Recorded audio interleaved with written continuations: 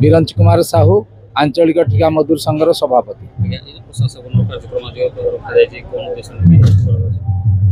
प्रत्येक वर्ष परी जो आम हिंगुला यात्रा होउची ए हिंगुला यात्रा रे आम आंचलिक ठिका मजदूर संघ तरफ अन्न प्रसाद व्यवस्था रहे।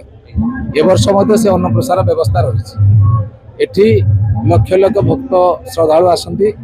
आमर सक्षम मुताबक आम सकाळ 8 घंटिका ठारू रात्र 12 घंटिका पर्यंत अन्न प्रसाद व्यवस्था चालू रहे।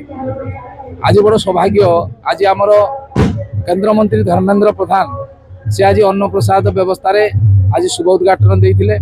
से प्रथमे अन्न प्रथम करी आरंभ करते।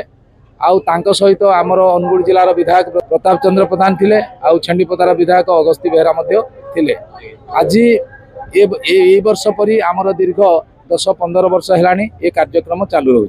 एठी आमर आंचलिक ठिका मजदूर संघ तरफ आमर समस्ते जेते प्रकार वर्कर अच्छी से डिस्ट्रीब्यूटर रोचे समस्त सहयोग रोचे।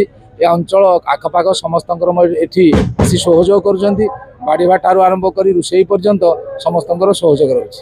एठी आउ गरीब धनी कथा उठिलानी। एठी आमर गरीब ठारू धनी पर्यंत समस्त ये तो गोटे धनीर गरीबर संस्था आंचलिक ठिका मजदूर संघ माने गोटे गरीबर संस्था। एठी श्रमिक मानकर ये संस्था या आमे समस्त को एकत्रित करी माँ हिंगुला यात्रा आम समस्ते सहयोग करूँ। ये भक्त मानकर जो अव्यवस्था रही है आम अन्न प्रसाद माध्यम जो व्यवस्था आम करूँ आम सहयोग करूँ। विजय कुमार विश्वाल आंचलिक ठिका मजदूर संघर साधारण संपादक। ये कार्यक्रम टी आमर ठिका श्रमिक मान द्वारा करा प्रतिवर्ष परी खनि कार्य करुवा विभिन्न ठिका श्रमिक माने गोटे दिन पारिश्रमिक दान हिसाब दिखती।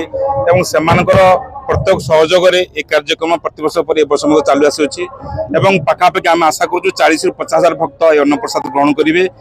जमीक आज सकाळे माननीय केंद्रीय शिक्षा मंत्री आसिकी या अनुष्ठानिक भाव उद्घाटन करते। सकाळ पाखापाखि 9 टारू रात्र 1 पर्यंत निरवच्छिन्न भाव में अन्न प्रसाद समस्त भक्त ग्रहण करते।